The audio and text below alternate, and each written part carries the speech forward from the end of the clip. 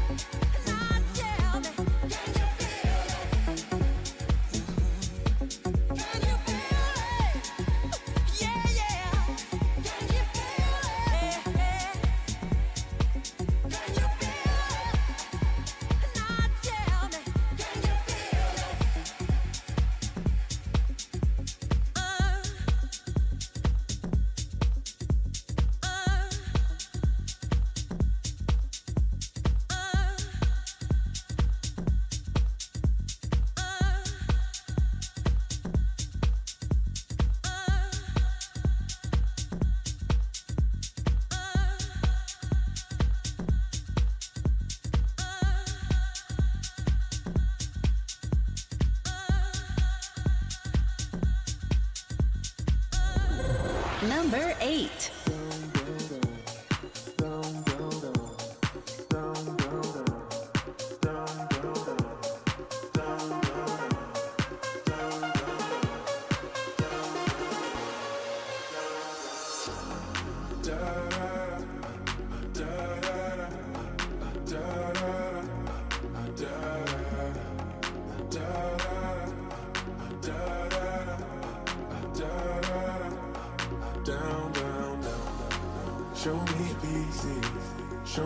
heart in you.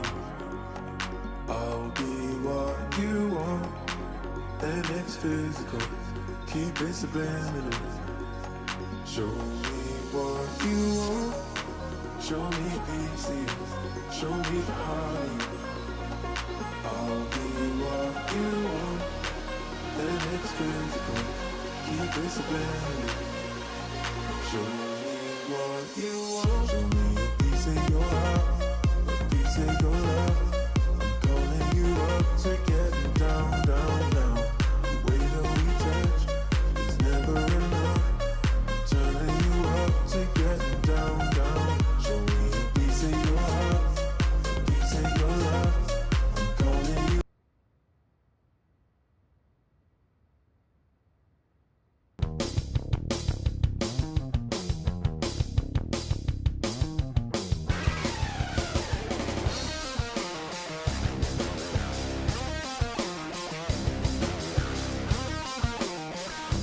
I think we all agree that there probably should be quite a bit of protesting, given what went on. But, give us your perspectives. Maybe we'll start with you, Burgess, and then, I'd love to hear Herschel, because you had a really impassioned sort of Instagram post I saw in the last 48 hours, Herschel, that I thought was just, it really struck the right tone, where you can be upset about something, lashing out at your anger at neighborhoods, destruction, especially neighborhoods that are perhaps the places where, so many of the people actually affected by this sort of racism or potential racism actually live. It doesn't make as much sense to me. But Burgess, why don't you start off, give us your thoughts, and let's talk about it a little bit. Let me kind of start off by saying how much I appreciate people like Herschel.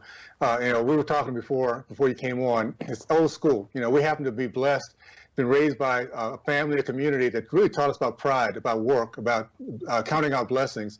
And it's nice that we now have that experience, so it's not hypothetical to us what the American dream looks like. And that's where my background comes from, that position. I grew up in a middle-class community, in a middle-class family, which by that time, 50% of Black Americans in the segregated South, West, East, wherever, were part of the middle class. And the reason why is because there are 40% of us that were business owners. Just imagine going through a community and everything around you, because there's no whites, everything around you were business owners, whether it be Speed grocery store or Perkins station or Baker's Pharmacy or the hospital with all Black nurses and Black doctors. What that does, first of all, it lets you know that the middle class is real. And what bothers me the most is the way that the leftists have not only put down my family's generation, the generation before, because they worked hard to get respect. They didn't demand it, they commanded by succeeding, by beating out the other guy, by working hard. We were taught very simply, if they don't believe in you, work harder than they do, study harder than they do, but you just prove your point, and you have pride in who you are, you have pride in your name, and most importantly, this is the process, pride in God, country, family, and women. We were taught that. What I've seen happen over the years, very simply, is not by accident. What the leftists did, our biggest enemy has not been white racism. It has been Black elitism.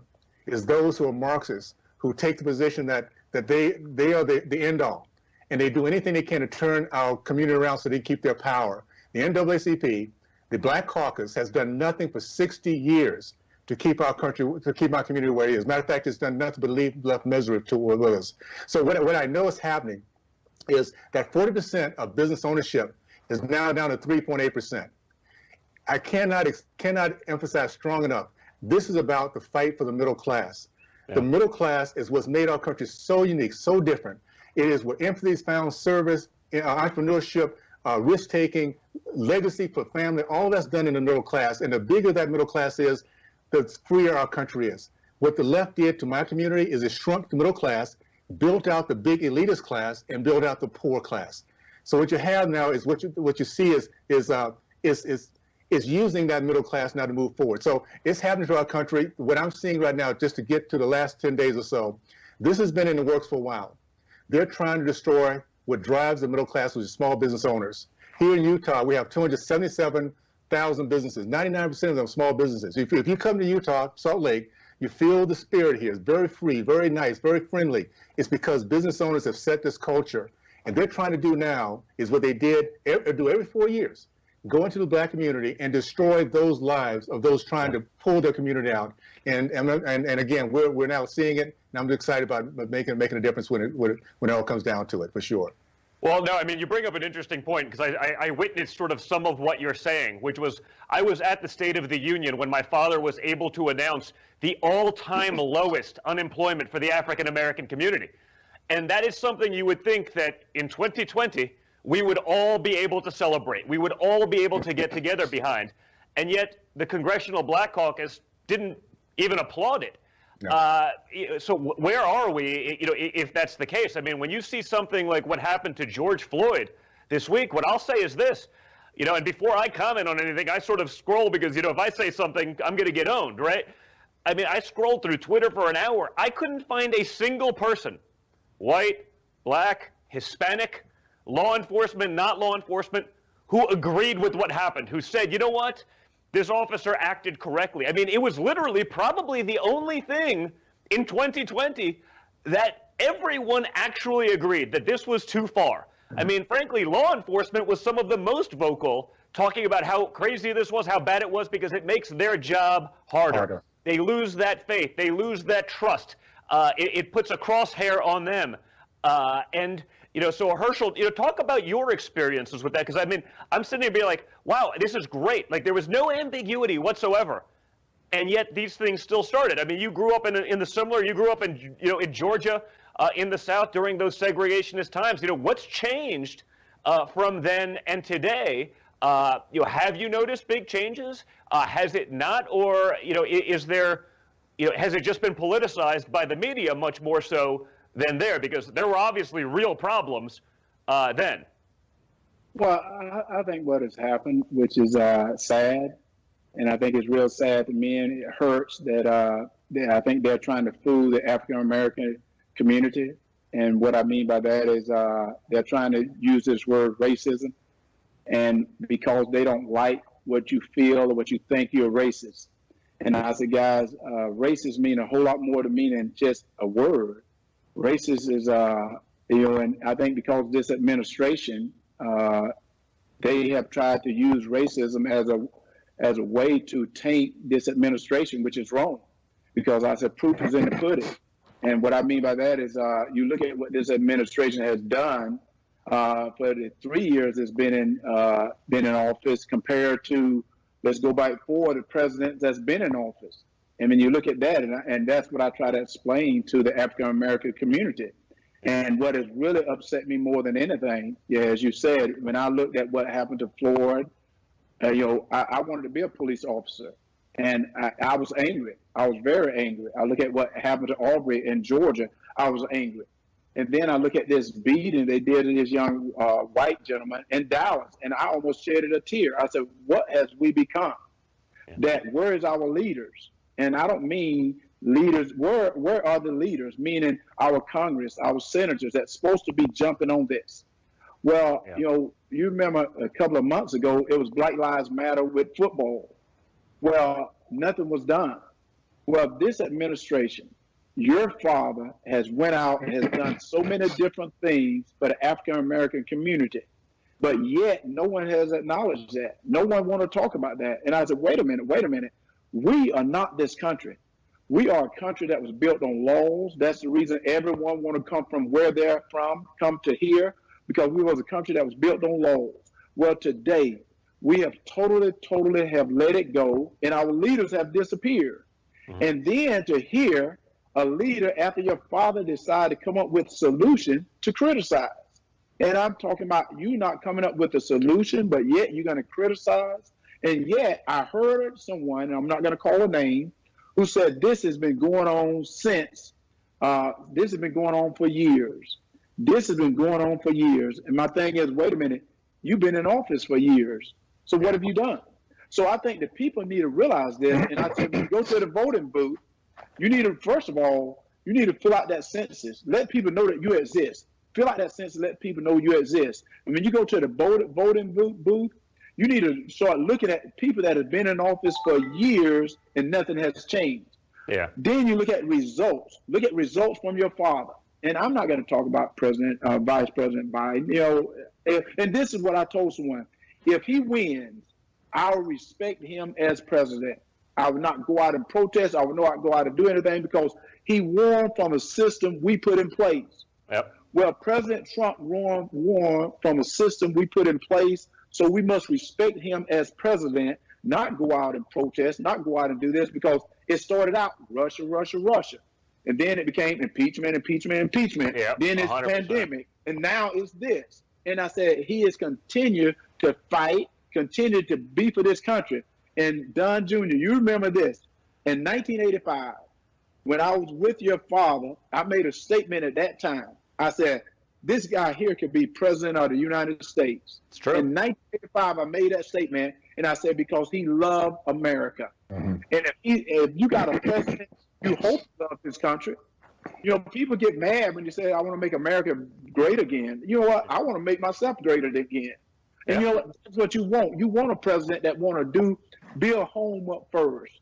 And that's why I got upset, because I see this country, you know, people have totally lost it. And I'm not sure what is happening, but I know it's not right. And until we can stand up as leaders and tell the leaders that we elected into Washington, no more of this. You're not going back to office, because you know what? You're not a leader.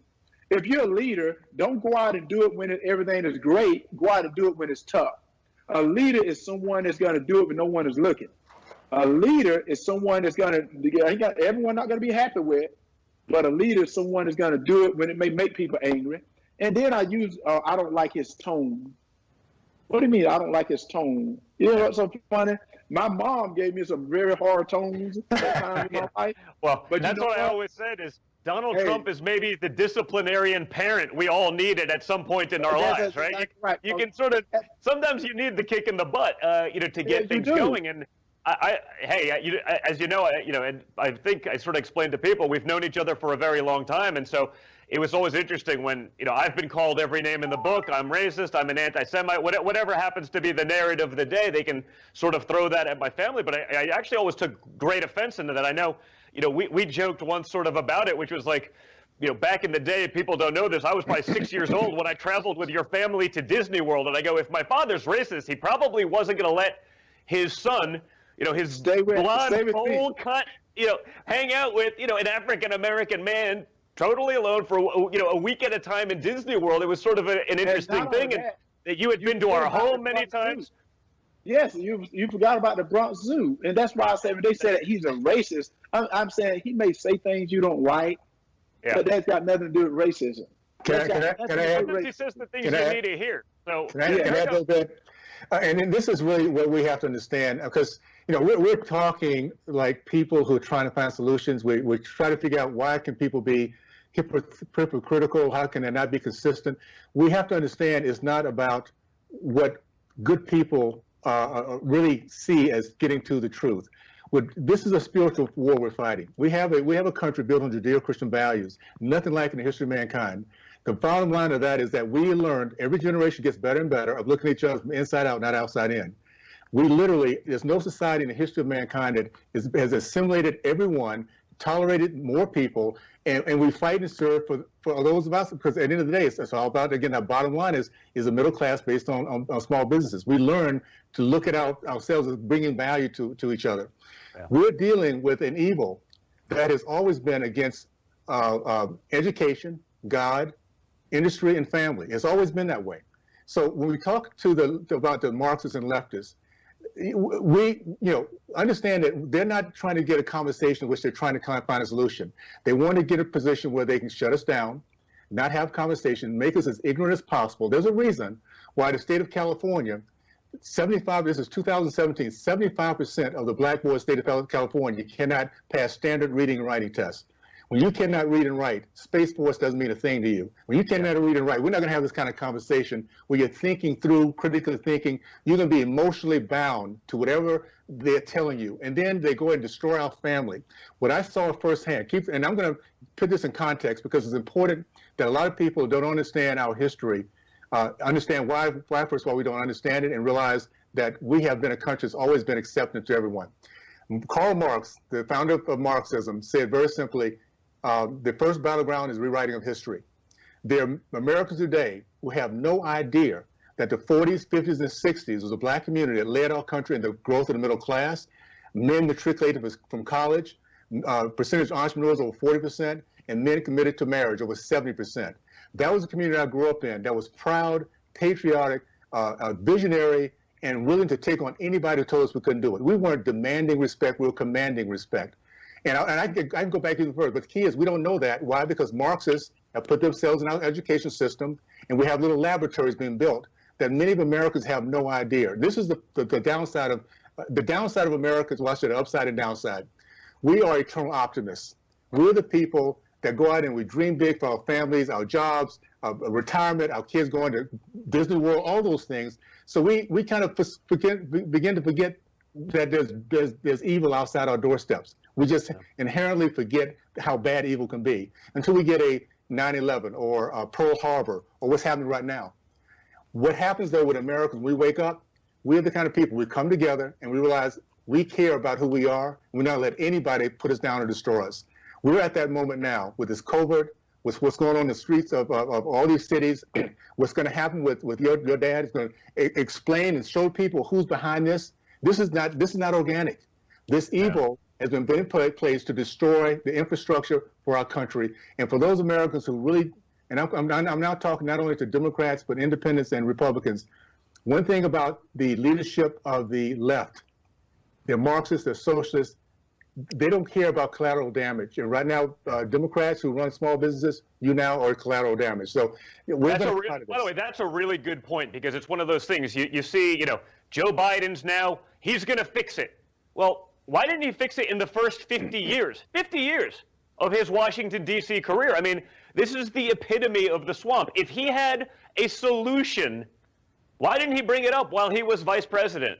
It's not like these problems magically appeared right now. They've been going on, as you've said, for 50 years, and that's how long he's been in Washington. They've been perhaps going on longer than that. But if he had the answers, why didn't he do that? And by the way, why doesn't the media have a problem like that really terrible story I'm reading about of the police officer, the 77-year-old retired captain up in Minnesota who was literally just trying to defend his neighborhood, gets killed. Throughout St. Louis City, people looted and destroyed businesses, and one of those places targeted was Lee's Pawn and Jewelry Shop in North St. Louis, where outside a former St. Louis police captain trying to protect the business was found shot to death on the sidewalk. These awful criminals took his life. For 38 years, Captain David Dorn protected the city of St. Louis and continued serving as chief of police in Moline Acres for 5 more years. I couldn't believe it. That's why loved ones are shocked. He was shot and killed as he continued protecting in his last moments. In the streets, he happens to be an African-American law enforcement. How come it doesn't seem like his life matter, Herschel? Why doesn't his life matter? Or the officer in Las Vegas, also African-American. There's been 5 or 6 of them. Who have gone out to defend their neighborhoods. They've been killed in the streets by looters and rioters, but it doesn't seem, I don't see the Black Lives Matter protesters chanting for them or coming out for them. Why don't their lives matter? Because, as I said early on, they're trying to get the truth from us. The truth is what can set us free.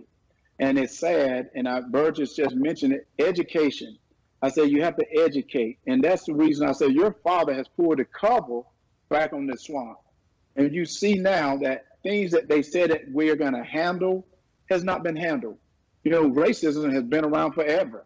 But is things better? Yes, they are. Is things at the best? No, it's not. But we can still go forward. And one of the things we got to do is right now we're taking a huge step backwards because they do not want to see this administration succeed. Every place this administration has gone, they've tried to put a roadblock there. Well, this administration has stepped over that roadblock, so they continue to put another roadblock. Well, I want the American people, not just African American, I want the Caucasian, I want the Latinos, I want them to see this administration is doing what they say they're going to try to do. And if they had a little bit of help, meaning a little bit of help, just think where we could be at today.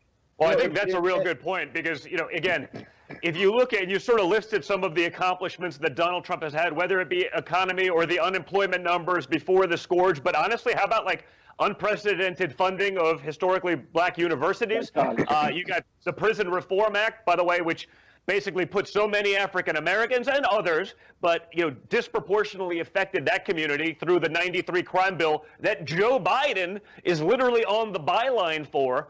Opportunity zone legislation to build up so many of these neighborhoods, frankly, that have now been torn down over the last 10 days. I mean, Donald Trump's record is actually one of action, actually helping the African American community, and yet you'd never know it. You certainly wouldn't hear it in the communities because the Democrat Party is so entrenched. How do you break through that? Because I think if people really got the message, they actually saw, wait a second, you mean he's not just racist because they said he's racist on TV and are running with that narrative, but he did things that can actually better our communities. He's for school choice so our children can get a great education and not just be indoctrinated into whatever the public school system is, and actually has the opportunity to thrive. If they saw that, don't you think you'd actually do a lot better? Can I answer that? You know what, guys? Yeah. They're saying we got to go to break, so we'll come back in 2 minutes, but I definitely want to hear your thoughts on this one because, I think it's really critical and hopefully can open some people's eyes. Okay. So we'll be right back. Hang in there. But I tell you, if you have a problem figuring out whether you're for me or Trump, then you ain't black. Take a look at my record, man. When I marched in the civil rights movement, I marched with tens of thousands of others. He had not actually marched during the civil rights movement and kept telling the story anyway. I came out of the civil rights movement. I was one of those guys that sat in and marched and all that stuff. Now, his aides went back to say, look, he was in office marching for the idea. That's not the word marching means on Twitter. I was not out marching. If you have a problem figuring out whether you're for me or Trump, then you ain't black. They're going to put you all back in chains. And you ain't black. Poor kids are just as bright and just as talented as white kids. You ain't black. You ain't black. You ain't black. You ain't black. The most racist thing a person could tell me is that I'm supposed to choose something based on my race. You ain't black.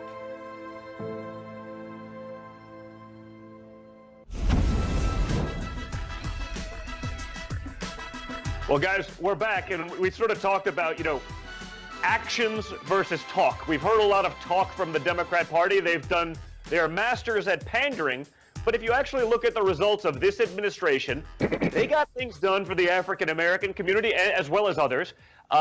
Frankly, historical things, and frankly, many things under unprecedented incoming, meaning there's never been a president that's taken this kind of heat, whether it's the Russia nonsense, all lies, the impeachment stuff, all just a hoax after hoax to try to make it harder for this administration to get anything done, and yet my father's actually done it. I mean, Herschel, you're an entrepreneur. Now, you were able to do a lot of those things before my father stepped in, but talk about that and what it's like being an African-American business owner, what that's been like, and what some of that legislation can do to push things forward, and maybe how you can disseminate within the community to realize that what you see on TV and what you hear from Democrats that are very strongly entrenched in so many of these urban neighborhoods, what's not getting to the average person that's driving their decision making? Well, I think they have sort of looked at African American and made them short to not realize that your father has had more meeting with African American than any president I've seen lately, and he's tried to work and get through anything they've asked. But the problem I think he's having is they do not realize that some of the left do not think African American can think, because I think this may backfire on them. The reason why is they're talking racism, but if you look out on the streets, who are the majority of the people on the streets? And I said, wait a minute, there's more whites on the streets than there are blacks on the streets. And I think that's may backfire because I think most African Americans are saying their businesses are being destroyed. Yeah. Why? This is what they work for. And I said this. This is the reason it almost made me cry. And the reason I made that little video, I said, you know how hard someone has worked for their livelihood, how hard they work, how much time they sacrifice. And to have one night where someone come in and destroy everything as it just totally never existed. And do you know how hard that is in today's world? And people doesn't care, and the left doesn't care. Yeah. They say Well, absolutely nothing. Yeah, you see that. I mean, and it also seems like obviously, some of these protests that are again destroying these neighborhoods, and you're seeing some of those viral videos come out. The African American business owner who's saying, "Well, what are you guys doing?" Like today, we found Corboy Bala, who invested his life savings into opening this sports bar, cleaning up. While our camera was there, looters came back to try to steal his safe. Right, trying to steal the safe. I don't know what we're gonna do. We're gonna work so hard to get here. So hard. Look what you did to my store. Tell him, sister. Look what you did to my store. Tell him, sister. That's right, because I got they back. These are my dudes right here. Good Look men. at the things you've done. Good men. Look. For Black Lives Matter. We've been here all night cleaning up.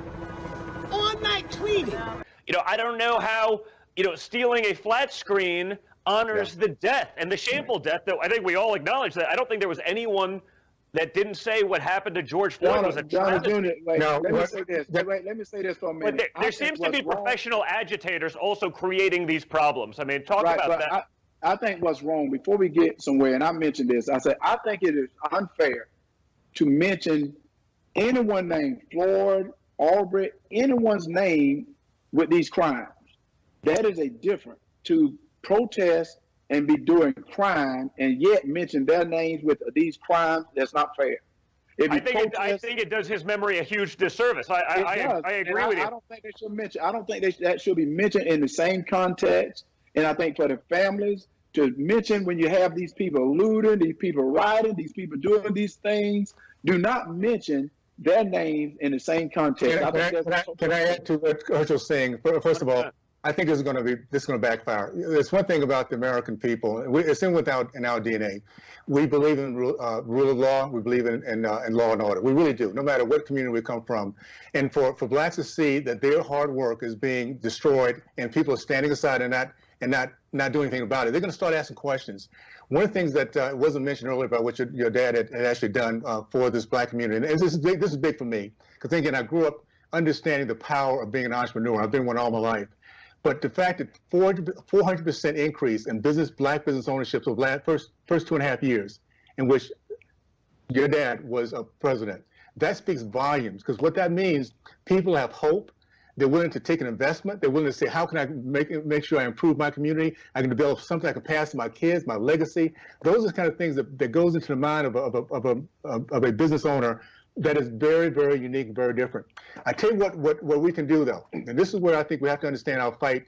We're in a fight, no question. We're in a very, very difficult one, but we can win this by making sure we're engaged as time coming around.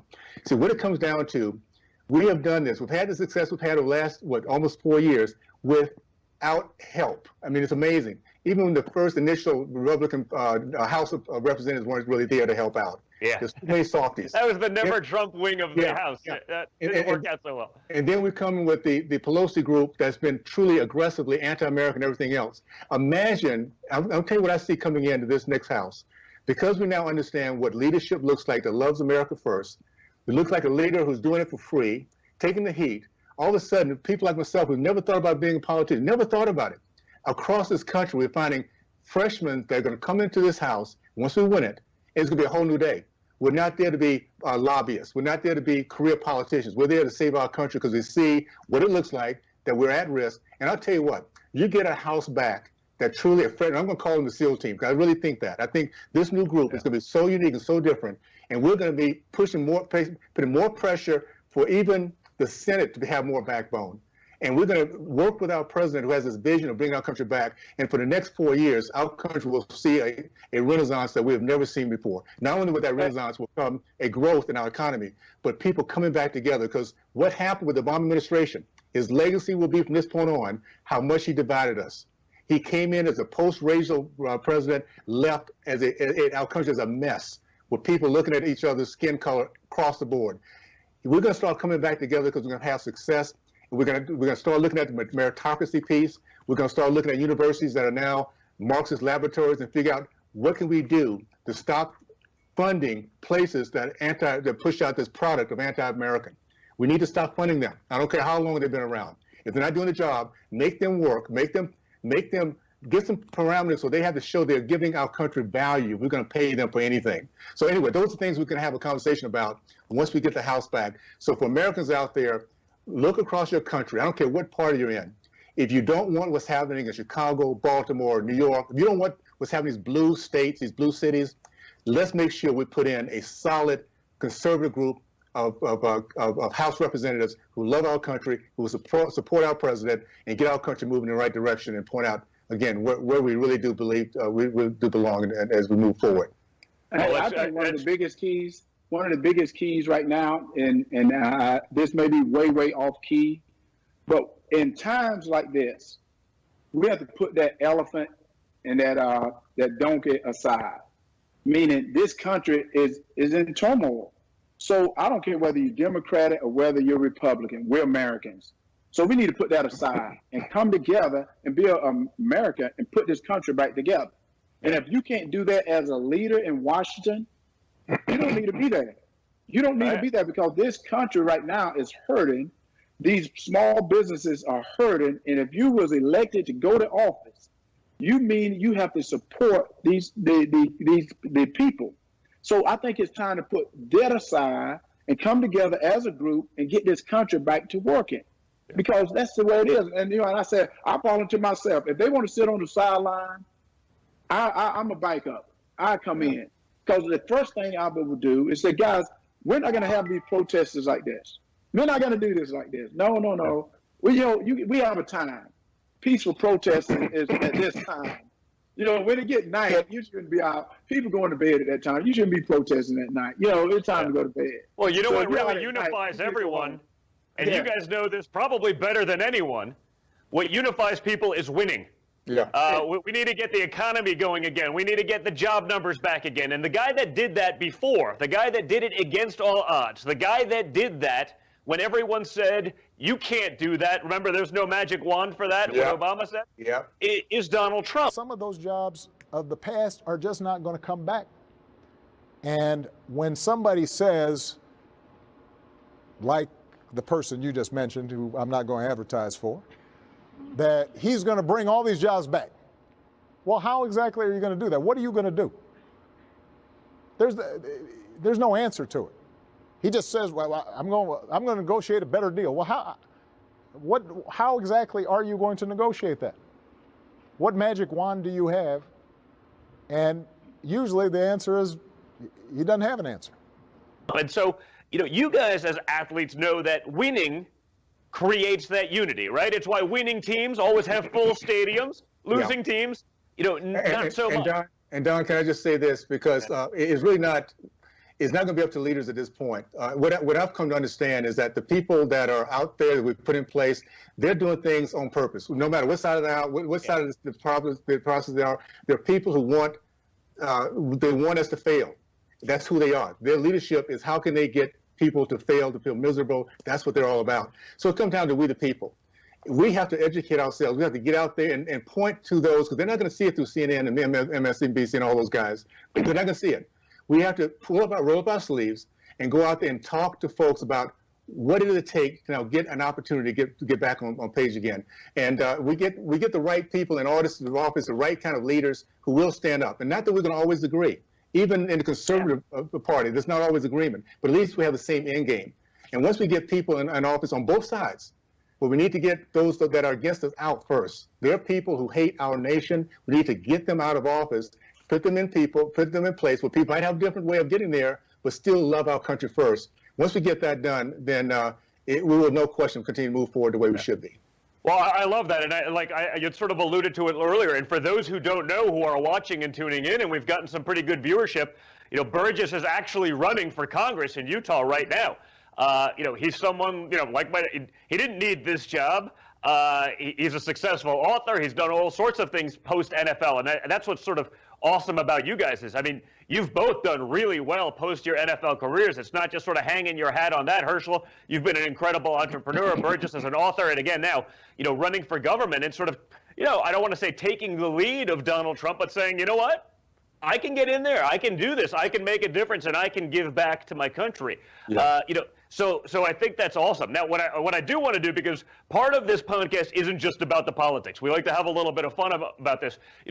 Let's talk a little bit about football. And unfortunately, even football has been politicized a lot in the last couple of years. But a couple of things. Burgess, when you were playing, some of the hits that you had back in the day.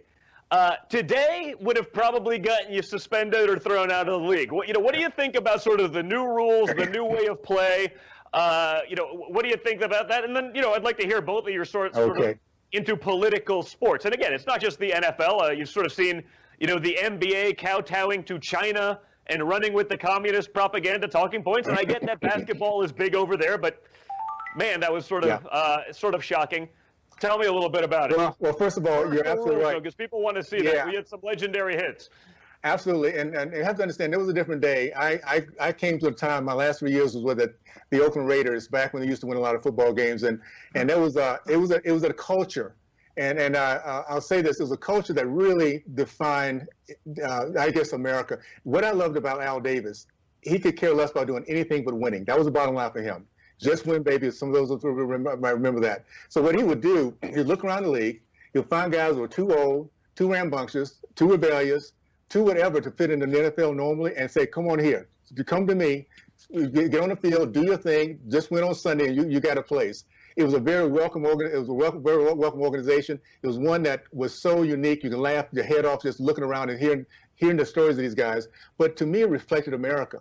We're so diverse. Many of us are underdogs in so many different ways. We come together in this particular place and we just win, baby. So for me, it was the greatest way to end my career, living the American dream with a team that really enhanced and personified the American way.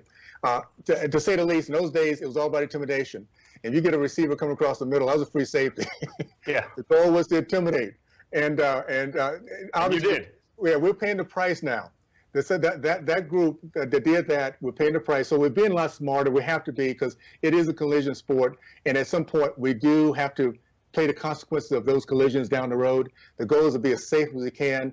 What I would love to see, though, Don, if I could say this, I would love to see the old style respect, pride, discipline, humbleness that we came through. The days in which you hand the football to the umpire after a ref after a score, because you knew it was a team thing. It wasn't a me thing. The days when we used to wave the camera and say, "Hi, Mom," instead of doing all this stuff for ourselves. It was a different day, but it's an indication of what's happening behind the scenes in the family unit. And not just to go back real quickly, once we get the family unit back, this conversation changes, because at that point, I agree. Kids grow up. And we need to make sure that happens. And that's where policies come in. That's one of the reasons I'm running, by the way.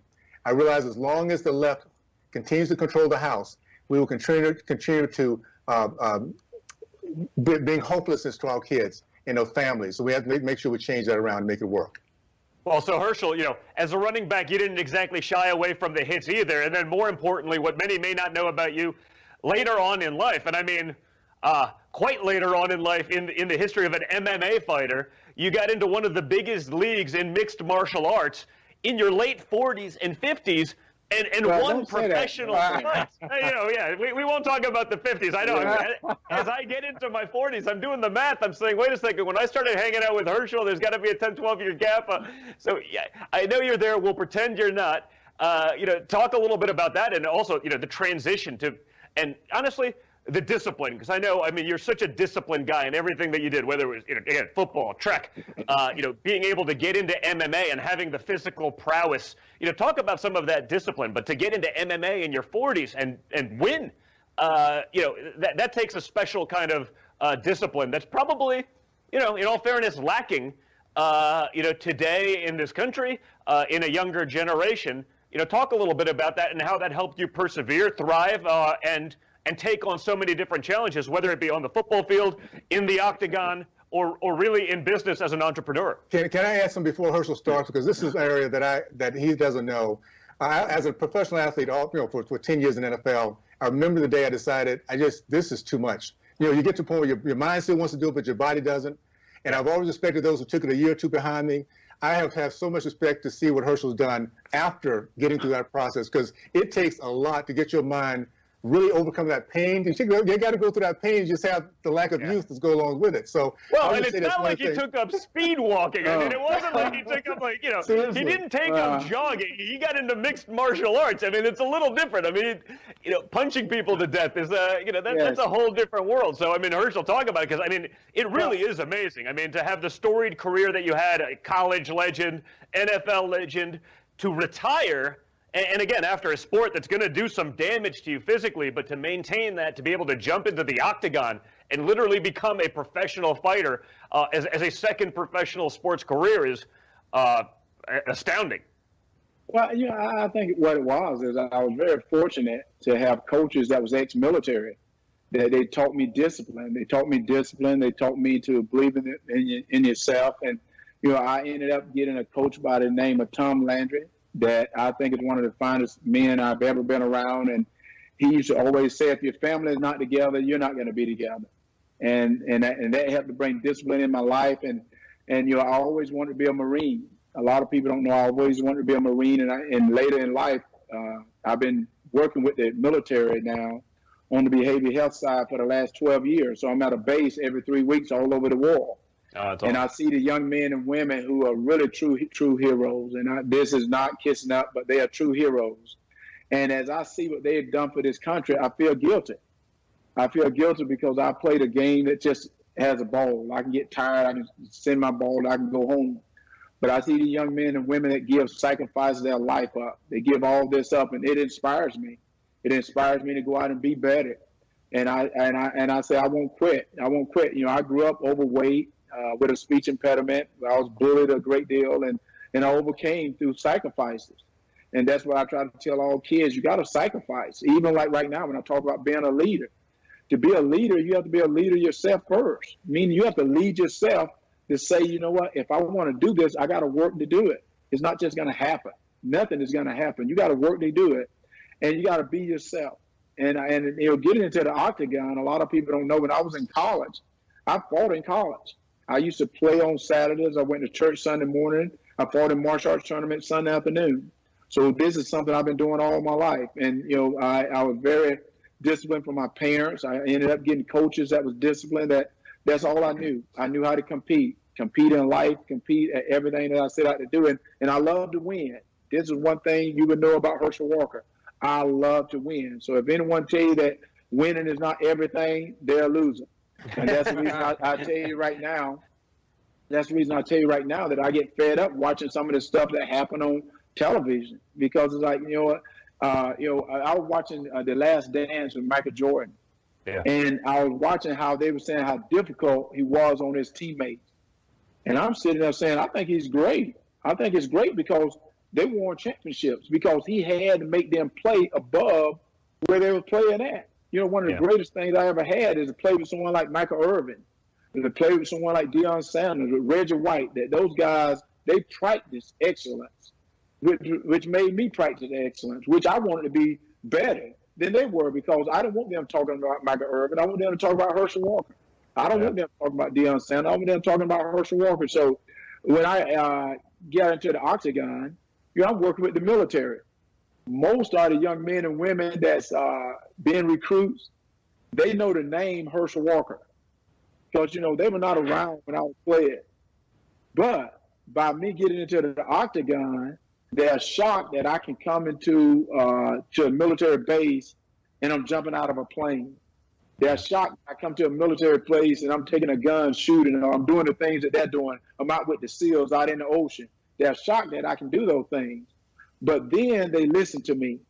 They listen to me where I tell them that, there's no shame to ask for help. That if you're struggling, if anything is going wrong, there's no shame to ask for help. And that's what I do, because I went through a tough time in my life.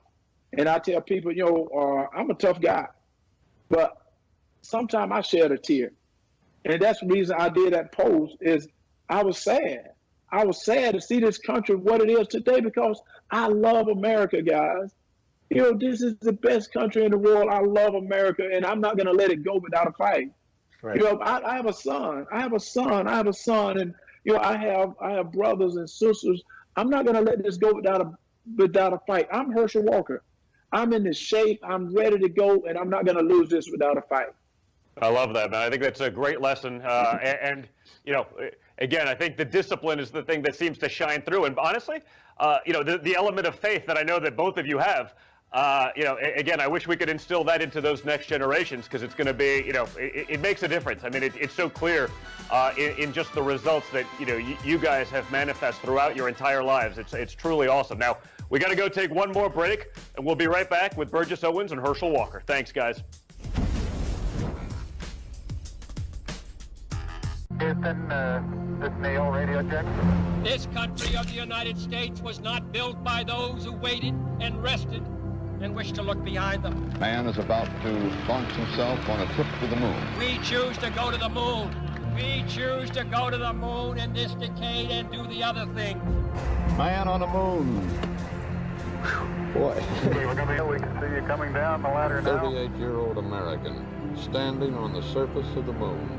One small step for man, one giant leap for mankind. That magnificent moment, they did the impossible because they knew that together there is absolutely nothing Americans can't do.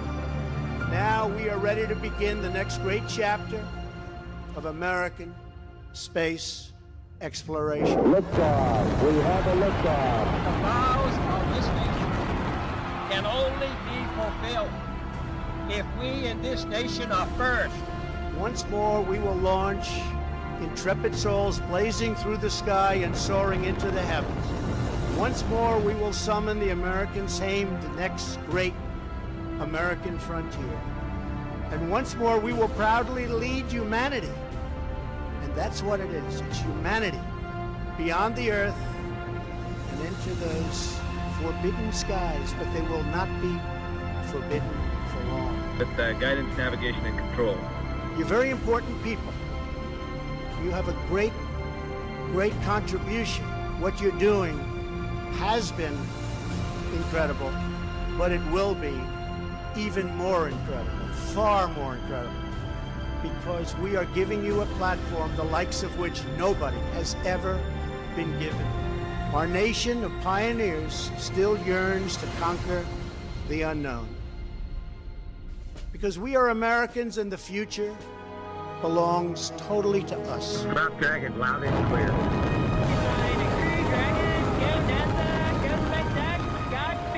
And we will make America great again.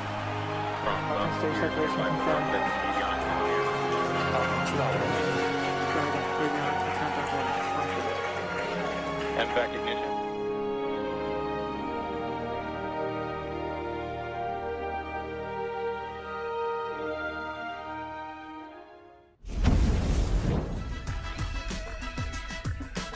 Well, guys, welcome back to the Triggered Podcast. Two awesome guests, you know, just guys that have been winners, you know, in so many aspects of their lives, and, you know, really become friends. And Herschel is a really a lifelong friend. I mean, Herschel, you're probably one of the people I've known longest in my life, amazingly enough, from the early 80s. And, you know, that's going to date us both a little bit. But, you know, we touched on sort of professional sports and the discipline and all of the things that you guys were able to channel to succeed there, but also later on in life. But, you know, talk to me a little bit about sort of, you know, the organization of professional sports today, when you see, again, you know, the sort of the recent controversy of the NBA just sort of, you know, taking the talking points of the Chinese Communist government and, you know, and just running with it though, as though it's the gospel. I mean, you know, what's changed in professional sports, you know, maybe and/or the marketing thereof, where it's sort of, where it's actually become seemingly much more political? Has it always been that way and we just never noticed, or has that manifested itself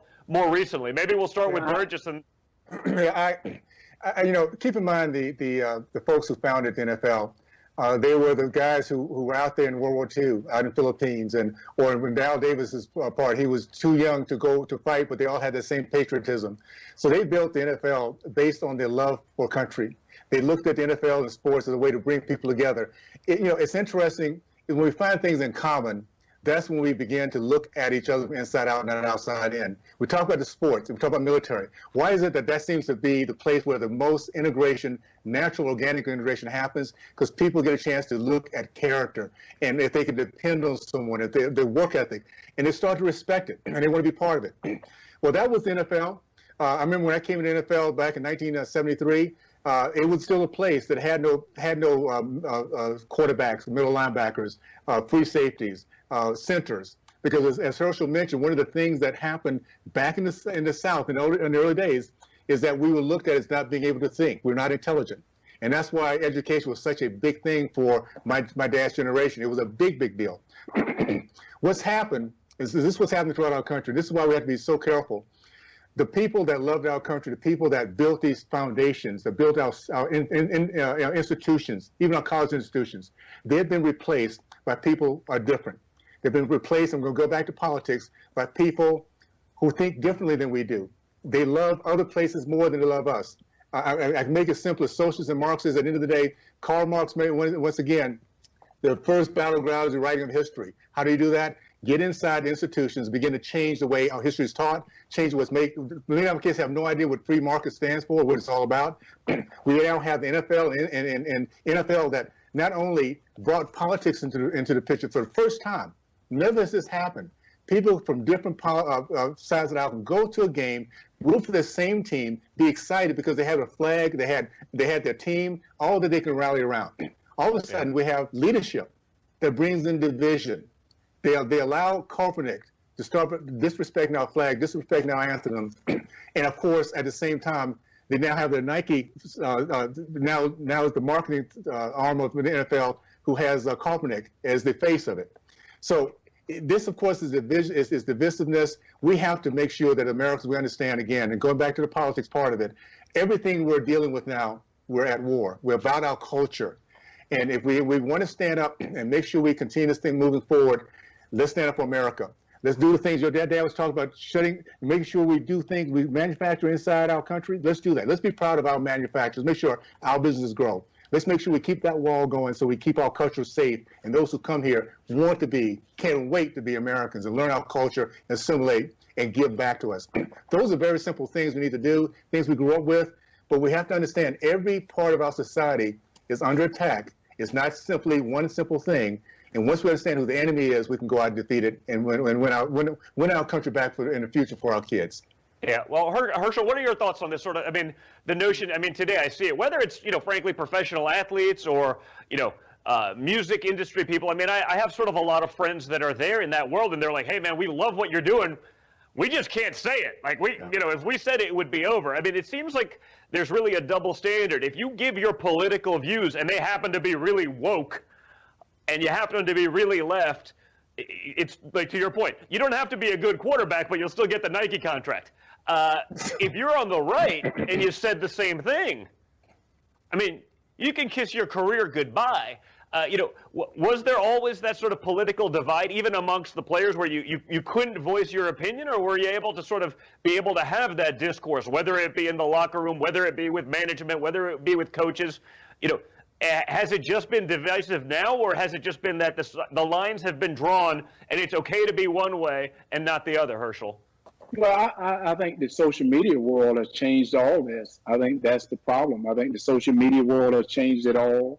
Whereas, before it was teamwork, before it was togetherness. Mm-hmm. And now people are afraid to voice their opinion because they're worried about what someone's going to think. So it's almost on the cover. They don't want to say it on the cover. And I'm saying, guys, that is the problem.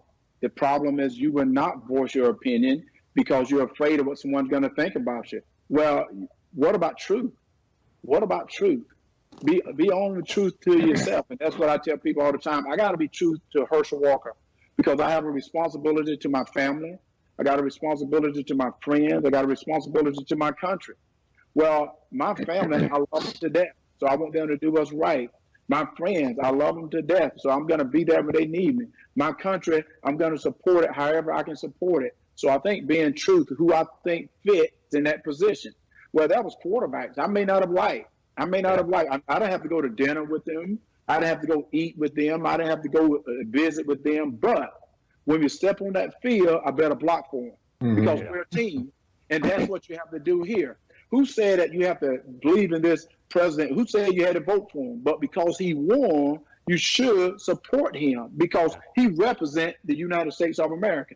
And that's the problem we have. The social media, everyone has a phone. They have to do their own little post. They have to do this. And I think that is a problem because everyone have a voice. But what's great about America, we have a chance to have that voice, that our ancestors have fought for us to have an opportunity to think for ourselves, have an opportunity to speak for ourselves. And I said, guys, we need to remember that. We're becoming a society like these society that everybody want to leave to come to the United States. Why in the world do we need a border? Because people want to come to the United States. Well, now we're becoming these society that they're leaving. So we need to think about that. Let's not be fooled by this. And I think we need to think about it. Well, you're 100% right. And it's sort of interesting. I always note, as much as people complain about America and they want to be outraged about everything, I mean, it seems like the boats only come one way. Meaning, you don't see too many people fleeing America for Venezuela and socialist countries and these things. They sort of come this way. Remember this? You remember when your father was being elected? I heard so many people say, "Oh, if he get elected, I'm leaving the United States of America." They're still here. It's a funny story. They never left. Funny story. I was actually, there's a cigar club I go to in New York every once in a while with some buddies, and I literally had, Al Sharpton is there all the time, and so I've known him for a long time. He's, we joke that we're frenemies, but we're joking about these things, right? And I remember him being there, and it's about a week after the election in 2016. He'd be my choice for the Republicans. It would assure 4 more years of the Democrats. Run, Donald, run. If Donald Trump is the nominee, I'm open to support anyone while I'm also reserving my ticket to get out of here if he wins. Only because he'd probably have me deported anyway. And it just so happens that Rudy Giuliani is always there. So he was there with a couple buddies. I was there with a couple buddies. Al's there with a couple buddies. So Al walks by, I go, "Al, what are you doing here, Al?" He goes, "Junior, what do you mean? I'm always here. We're always talking." I go, No. You said you were moving to Canada, Al. What the hell are you doing here? And the whole place sort of erupted. It was pretty funny. Even Al Sharpton laughed at that one. Yeah. But you're right. I mean, for all of that, and again, you guys have lived some pretty blessed lives in terms of the successes that you made. But again, you grew up in the segregationist South. While things are clearly not perfect here, I imagine they've progressed greatly in some fronts. And again, to your point, Burgess, about family and about that structure, maybe they haven't. And I think I'd love to integrate some of that back in there because I think that'd be an important thing. But, Herschel, since you sort of, talked about that, talk a little bit about how you met my father. I mean, back in, when you said it, you're one of the first guys to call for him to maybe run for office. But you met him in the early 80s when he himself was just sort of starting out. Talk a little bit about that because I think it'd be pretty interesting for the viewers. Well, it's funny because I told everyone I knew the Donald before he became the Donald. He was before just he Donald. got the name the Donald, he was just Donald. He was not the Donald. And what's strange is we hung out together a lot. We did a lot of things together. Everything he was having, I got an invitation to it. So we were doing different things. And, he even went to Disney World with me. And I don't know if you remember this. You may have been too little, you're too young. But your father went to Disney World with me and my family. So we go to Disney World. Okay. And, I was over at your house many times. And so since 1983, your father and I stayed in contact. We've been friends since 1983. So when I hear someone call him a racist, it's insulting to me because I say he's not a racist unless I'm not black. I have to look to make sure I'm black. And well, hey, people get mad. If you voted for Trump, you ain't black. You have a problem figuring out whether you're for me or Trump, and you ain't black, and you ain't black, and you ain't black. No. According to Joe Biden. That's what I'm about to say. I have to look at myself and make sure I'm black because some people say, Herschel, you're not black. I'm like, no, I am black. No, I'm pecan tan. I'm not really black. I'm pecan tan. But anyway. Yeah, only Joe Biden can get away with that one. But again, imagine Donald Trump said what Joe Biden said about that. I mean, imagine the outrage and the fallout that would happen from that one. That would be scary. The problem we have is so many people are watching these different news outlets. and these news outlets make statements that's not true. So they take these statements and give them to other people, and people start believing it as being true.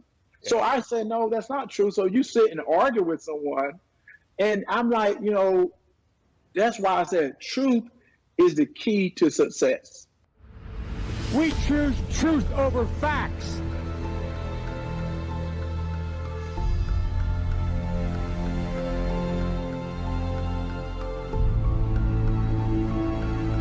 You know, I know I'm not the prettiest guy in the world, but I'm okay with that. I know I'm not the best athlete in the world, but I'm okay with that. So you guys are pretty close.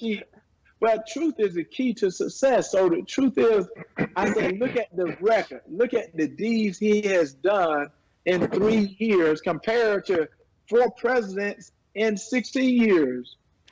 It is Can I add to that, Herschel? Because I tell you, the reason I'm a eternal optimist is a lot of what we're talking about right now. First of all, we have a history. And what we have always done together, we've always, no matter what our obstacles be, keep in mind, we lost over 600,000 lives in Civil War. We came out of that. We kind of came back together, became even a stronger country. I am such an optimist about our country because Americans within our DNA, we love freedom. We love that. We love the fact of servicing other people. There's never been a country, a society that serves more around the world than we do. That's who we really are. And now that we're kind of at the point we're realizing that there's something going on that's not quite American, we're going to come together. We're going to weave our way through this. One of the things I said the other night on Laura Ingraham, is that I really believe that American people do the right things at the right time for the right reasons. It's not an accident that 2016, when nobody saw it coming, that we collectively said, you know what? We don't want the other option. So we're going to go for President Trump, Donald Trump. We'll see what happens. And guess what? That's the way we've always rolled. We've always been able to do the right thing at the right reason because we do care about our country. We don't want to be enslaved. And if we see it coming, we kind of instinctively know that's what we want to go away from. So I'm totally believing that we come through this process, we're going to learn even more. What have we learned? We learned there's something called Passover. When you have locusts of riders coming into a city, they pass over these little businesses that have an AR-15 standing in front of it. They pass over. They realize they don't want anything to do with that. So Second Amendment is something that we all see now, no matter what side of the aisle we're on. We need to make sure we keep it.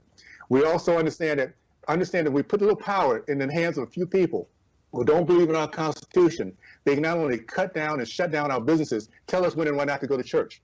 Those are the kind of things we now understand that it's not just hypothetical anymore. We see it's real. It's something that's happening by giving the wrong side too much power.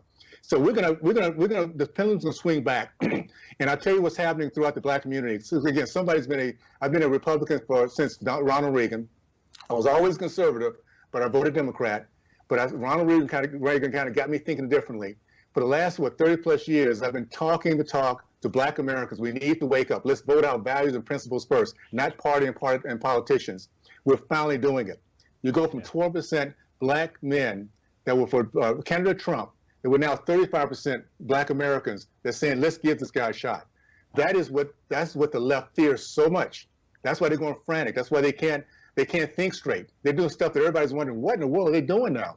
Because they are panicking, they're drowning, and they need to keep the Black vote or bring illegals in fast enough to replace us. And with that being said, I just want you guys to keep this in mind. What does the left always do? It's very easy, no matter who that might be, who trust them. They use, abuse, and discard. Always. Once they're through with you, they're done with you. You don't need it anymore. They'll find somebody else to use, abuse, and discard. So understanding that what we're up against, realizing that we as a country have always been winning. That's what we do. We just win, baby.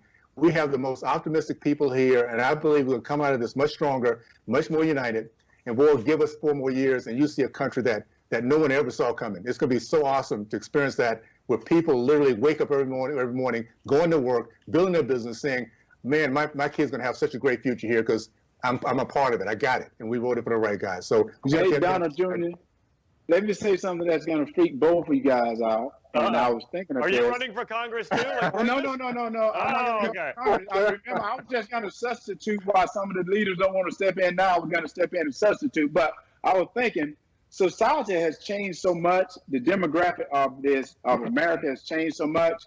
Is it not time for us to put an amendment on the Constitution?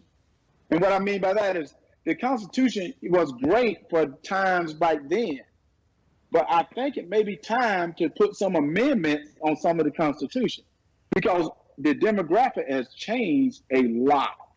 And I think that may be the problem is we're trying to stay within that lines and it doesn't work. We have to change now with the demographic that we have that we're dealing with. And I think that is what your father is understanding, that he is changing this America the way it should be changed. Meaning you look at the way what is happening and that's what you have to go with, not what it used to be. You have to get to another distance now. So I think your father, that's that progressive thinking he has. Yeah. Well, no, listen, I think that all makes a lot of sense. Listen, I like your guys' vision for the future. You know, Burgess, I love that you're stepping in and getting in it after it yourself, and Herschel, that you're, willing to be vocal about these sort of things and willing to step out. And again, trust me, I can't even imagine, coming from, it's not easy being a guy from New York City and being a vocal conservative, and, you guys coming out, from where you're from, as African Americans, to be vocal about it, I think it's great, but the fact that we're able to have that conversation right now, that's to me what America is really all about. That we're able to have those things that, we can fight for those things, and we can protest. It doesn't necessarily, take baseball bats to police. That's not what it means.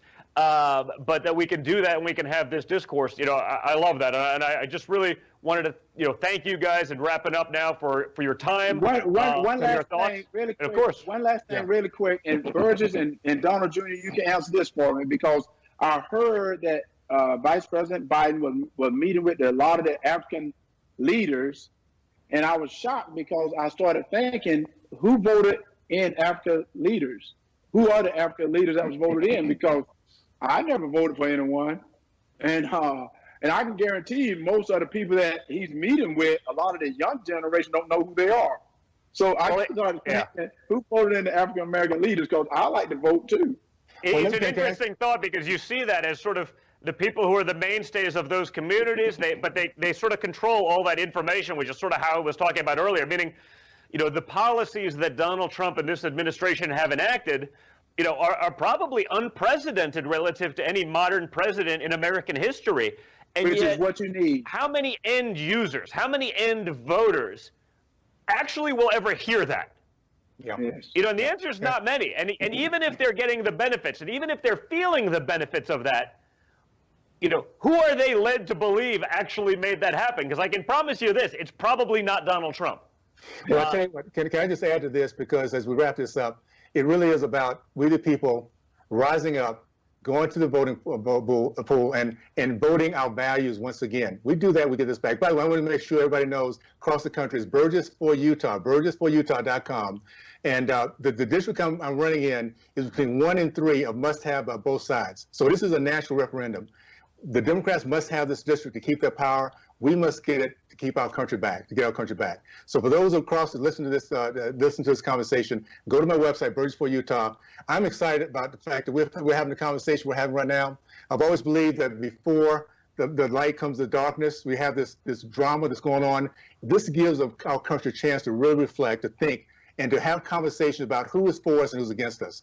And I believe that at the end of the day, we're going to, once again, have your dad go in. We're going to keep the Senate, and we're going to finally get the House back for the first time in ever, to have the kind of House that will truly support the American way, American people. So I'm excited about that. And a conversation like this is what makes it happen. I mean, all our backgrounds are so different, but what we have in common, we love this country. We give anything for this country. We shed a tear when we see that flag flying and the national anthem going. That's Americans, that's who we are, and it's across the board. There are many of us like this. Many of them are afraid to speak up right now, but in the end of the day, they're not afraid to go in the booth and pull that lever for the right people, and I'm looking forward to that. Well, no, I really appreciate it, and I encourage anyone watching, go check out what Burgess is doing, again, because as someone who came from, as an outsider, got into the world, politically because my father and everything like that, it's great to see others, again, who don't need the job, who haven't been career bureaucrats, who've done other things and succeeded at every other walk, of life that they've ever partaken in, to do this. So I love that you're doing that, Burgess. I wish you all the luck in that, and again, encourage everyone watching to check it out. Herschel, thank you both really for being here, for doing it, for taking the time. I appreciate the friendship, that we've had, and I continue to have that one for many, many years to come. You guys are the best. I hope you all enjoyed watching Triggered. Thank you for tuning in and checking it out. Give us your feedback. We like to hear from it, what we can do differently, your opinions, your thoughts, because we actually like to listen. So thank you very much for everything, guys. Great being with you. Thank you both for tuning in and checking it out. Thank you both for actually participating, and we will see you soon, and look forward to talking to you then. Thanks so much, Tom. Hey, God bless you.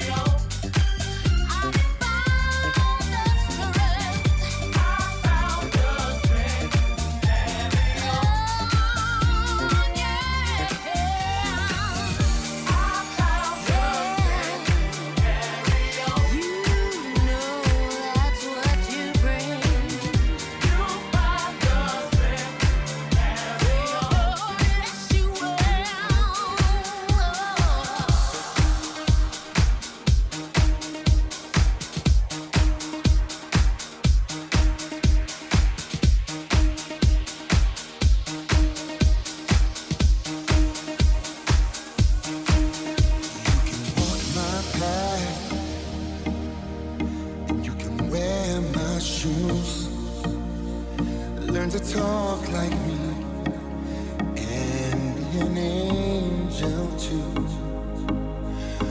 But maybe you ain't never gonna feel this way. You ain't never gonna know me, but I know you. So I'm singing out things can only get better. They can only get better if we see it through. That means me.